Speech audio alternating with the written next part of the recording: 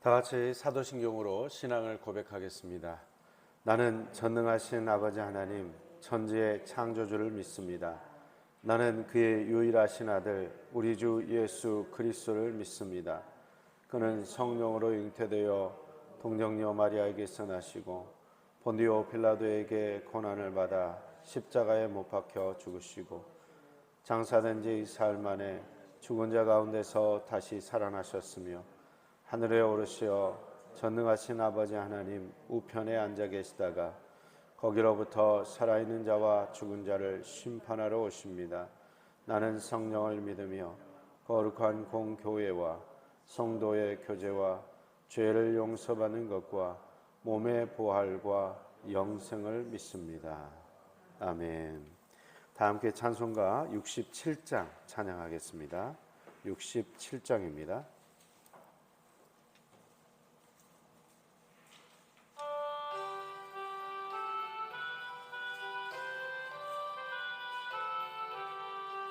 영광의 왕께 다 경배하며 그 크신 사랑을 찬송하라. 옛부터 영원히 참 방패시니 그 영광의 주를 다 찬송하라. 능력과 은혜 다 찬송하라. 그 옷은 햇빛 그 집은 궁창 그늘의 소리로 준호하시고 폭풍의 날개로 달려가신다. 저 아름답고 놀라운 일이 가득한 이 땅 다 주의 조와 그 힘찬 명령에 더 답히나니 저 푸른 바다는 옷자락이라. 질그릇같이 연약한 인생 주지하여 늘 강건하리. 온 백성 지으신 만왕이시니 그 자비 영원히 변함없어라. 아멘. 이어서 68장 찬양하겠습니다.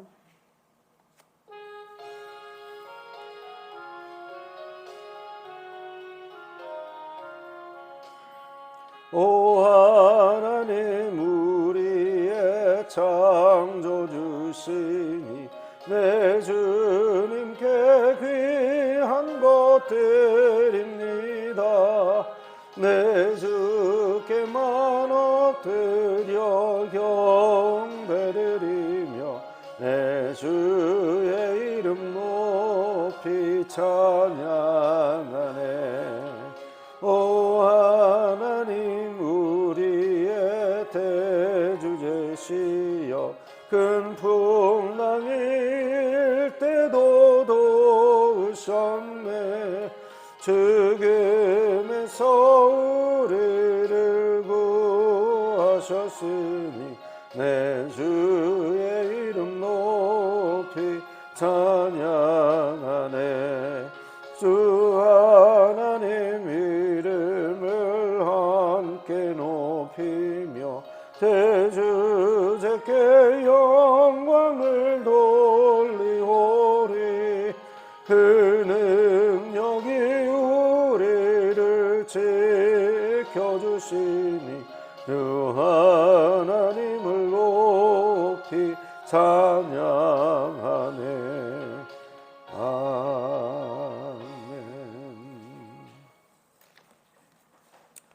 아멘. 하나님께서 오늘 우리에게 주시는 말씀은 사무엘상 12장 1절부터 15절까지의 말씀입니다. 사무엘상 12장 1절부터 15절까지의 말씀입니다.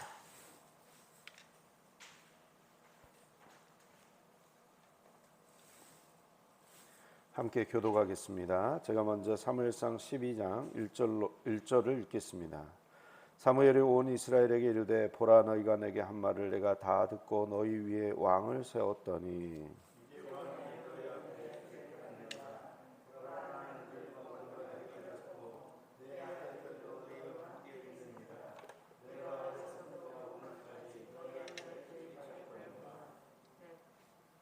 내가 여기 있나니 여호와합과 그의 기름 부음을 받은 자 앞에서 내게 대하여 증언하라.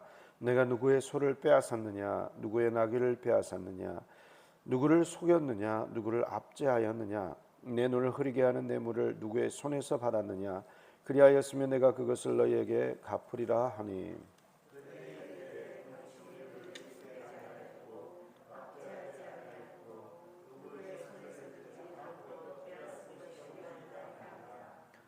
사무엘이 백성에게 이르되 너희가 내 손에서 아무것도 찾아낸 것이 없음을 여호와께서 너희에게 대하여 증언하시며 그의 기름 부음을 받은 자도 오늘 증언하느니라 하니 그들이 이르되 그가 증언하시나이다 하니라.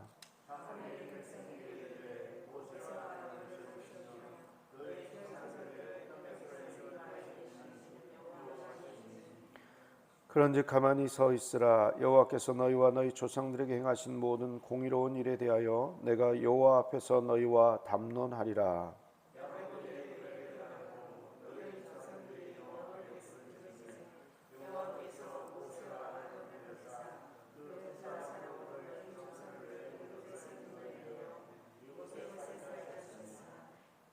그들이 그들의 하나님 여호와를 잊은지라. 여호와께서 그들을 하솔 군사령관 시스라의 손과 블레셋 사람들의 손과 모압 왕의 손에 넘기셨더니 그들이 저희를 치매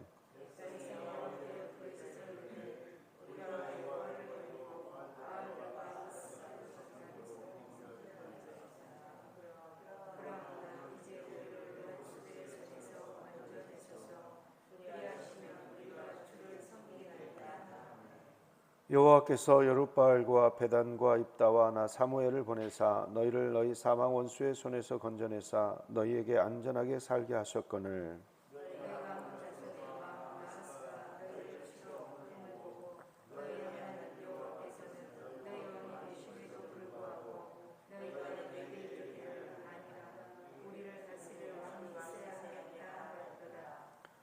이제 너희가 구하는 왕 너희가 택한 왕을 보라. 여호와께서 너희 위에 왕을 세우셨느니라.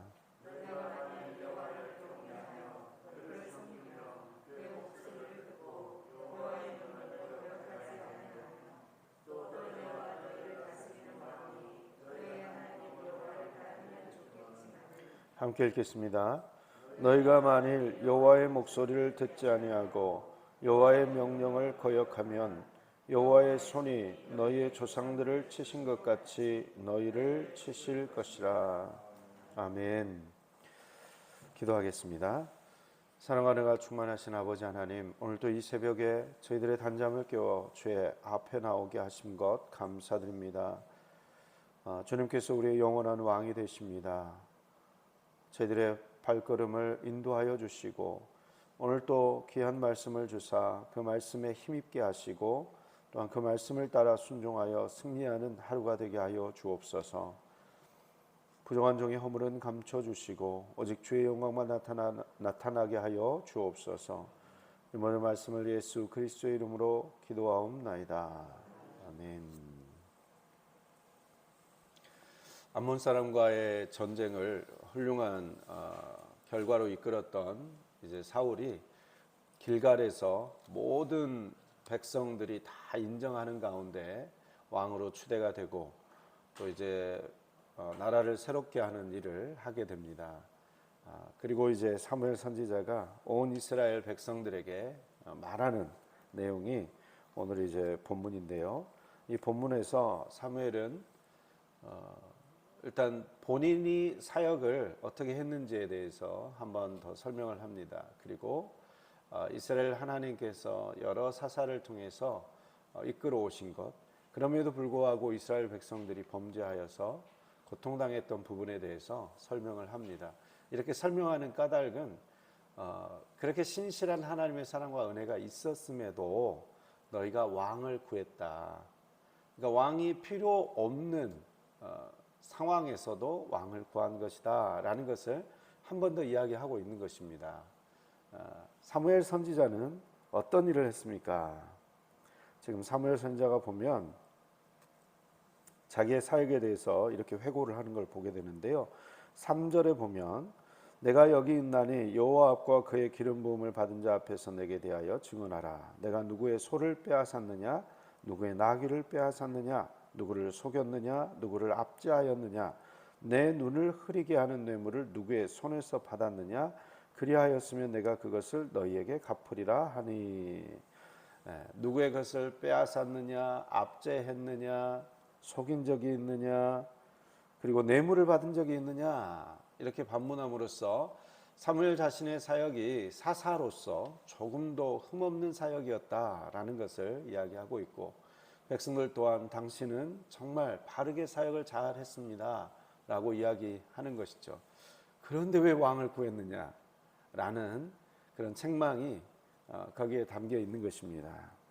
하나님께서 사무엘이라는 선지자를 통해서 이스라엘 백성들을 신실하게 다스리셨고, 또 사무엘 선지자를 통해서 빼앗겼던 땅도 되찾게 하시고 그런 놀라운 은혜를 베풀어 주셨지만, 그럼에도 불구하고 이 하나님께서 사사를 세워서 이 백성들을 인도해 나가신 것, 자신들을 인도해 나가는 것을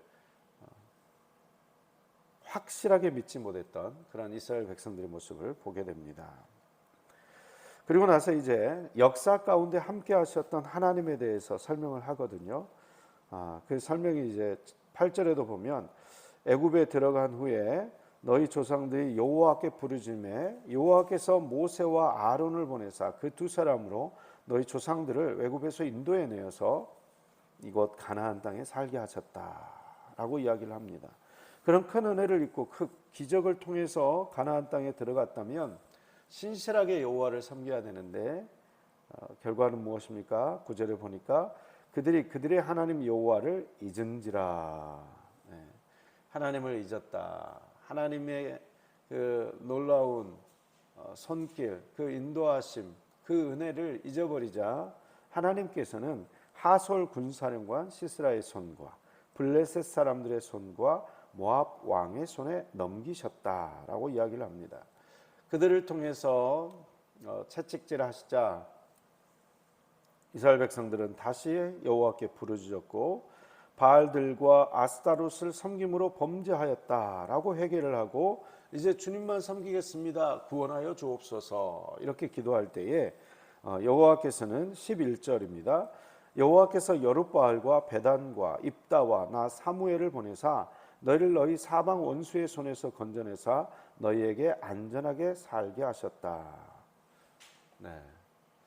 다시 사사들을 보내서 이 백성들을 구원해 주신 것이죠. 여호와께서 늘 이스라엘 백성들이 부르짖어 간구할 때는 단 한 번도 그냥 내버려 두신 적이 없이 늘 구원해 내셨다는 것입니다.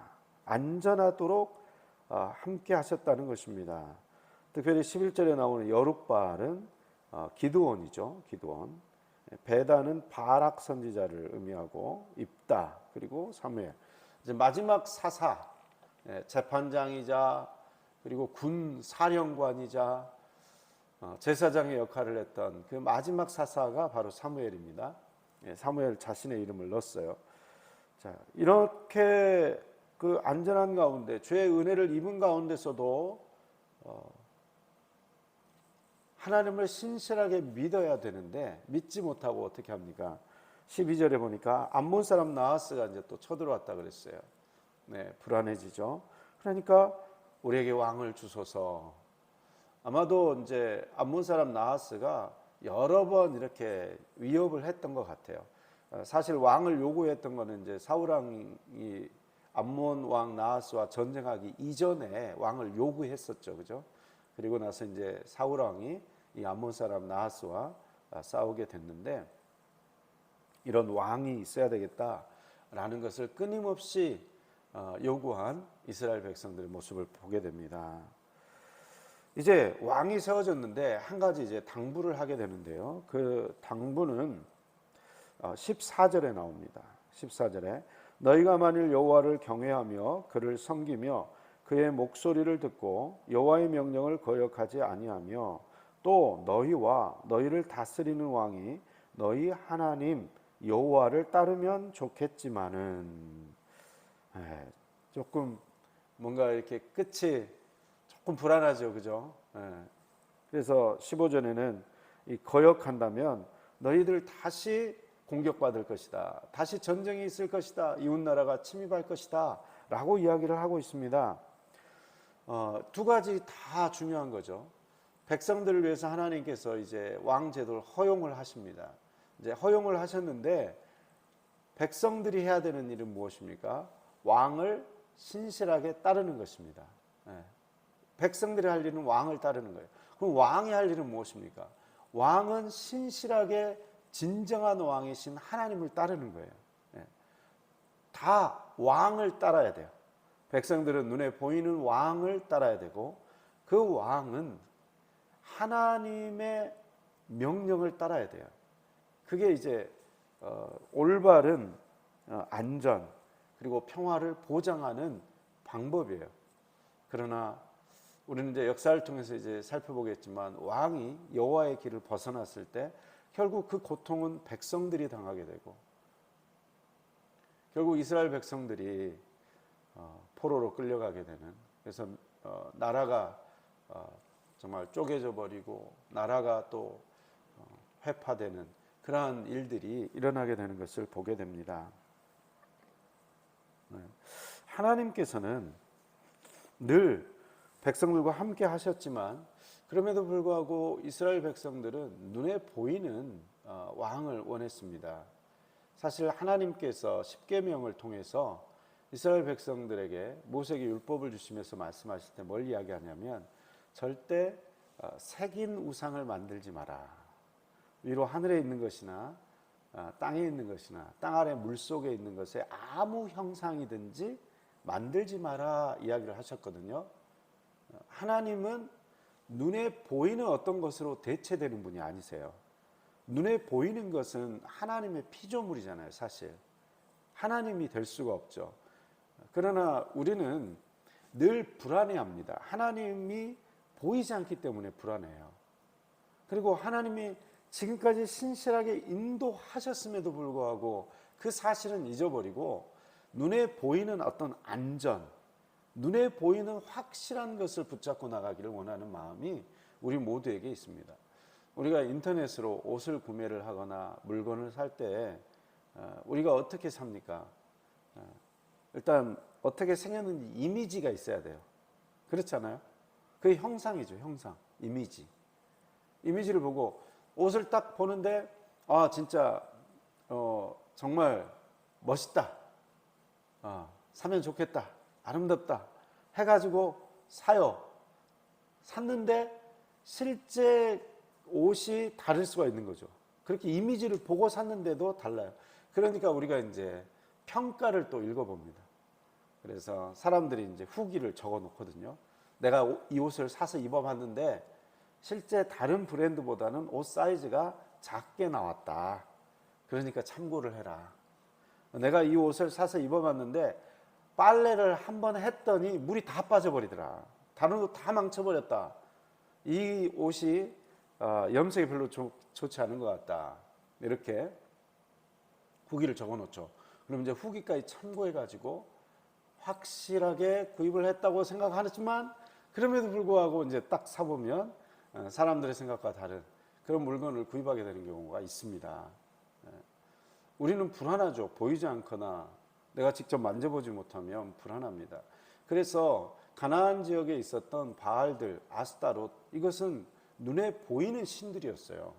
왜냐하면 나무나 돌이나 이걸로 깎아 만든 형상이 있었거든요. 형상이 있었어요. 그러나 하나님은 형상을 만들지 말라고 했기 때문에 늘 불안한 거죠. 오늘날 우리는 어떻습니까? 하나님께서 눈에 보이시는 건 아니죠. 네, 눈에 보이시는 건 아니에요. 그러니까 그 눈에 보이지 않는 하나님을 대신해서 눈에 보이는 확실한 것으로 그 자리를 대체하려고 하는 그런 불안감이 있습니다. 네. 눈에 보이지 않는 하나님을 확실하게 대체하는, 눈에 보이는 것은 무엇입니까? 주로 돈이죠, 돈. 네. 그래서 예수님께서도 돈에 대해서 굉장히 자주 이야기하셨어요. 왜냐하면 하나님의 개념과 유일하게 구체적으로 대립하는 존재가 만몬, 그 돈이라는 우상이거든요. 돈은 가치 중립적이긴 하지만 그 돈이 많으면 우리의 안전이 늘어난다고 생각을 합니다. 우리는. 그렇죠? 그러니까 불안하니까 눈에 보이는 확실한 돈을 많이 가지고 싶어 해요. 그게 우리 인간들의 마음입니다. 그러나 올바른 신앙인, 그리고 거듭난 신앙인들은 눈에 보이는 그 돈이 우리에게 안전을 보장하지 않는다라는 그 사실을 분명히 알아야 됩니다. 우리가 아무리 많은 돈을 가지고 있어도요, 하나님께서 당장 부르시면 그 돈이 무슨 의미가 있습니까? 그죠? 내가 건강을 유지하고 내가 스스로 나의 안전을 보장하기 위해서 여러 것을 할 수 있지만, 그러나 하나님께서 언제든지 부르시면 그 미래를 알 수 없는 존재가 우리들 아닙니까? 그죠? 그러니까 우리는 하나님이 그 모든 것보다 우리를 안전케 하시는 분이시다, 우리의 모든 인생을 주관하신다라는 분명한 믿음을 가지고 살아가야 될 줄 믿습니다. 그 믿음이 우리에게 꼭 필요하고, 그 믿음을 따라서 우리가 살아갈 때 오늘 하루도 주님의 보호하심과 안전이 함께하는 그런 놀라운 하루가 될 줄 믿습니다. 기도하겠습니다. 사랑과 은혜가 충만하신 아버지 하나님, 오늘 하루도 주의 은혜와 주의 사랑 속에서 살게 하시니 감사드립니다. 눈에 보이는 우상을 따라서 눈에 보이는 안전을 추구하지 않도록 도와주시고, 오직 보이지 않지만 우리와 함께하고 계시며, 과거에도 함께 하셨고 현재에도 함께 하시며 미래에도 지켜주시는 하나님, 신실하게 우리를 붙잡고 계시는 하나님, 모든 환경을 주관하고 계신 하나님을 오늘 하루도 의지하게 하시고 그 능력으로 오늘 승리하는 하루가 되게 하여 주옵소서.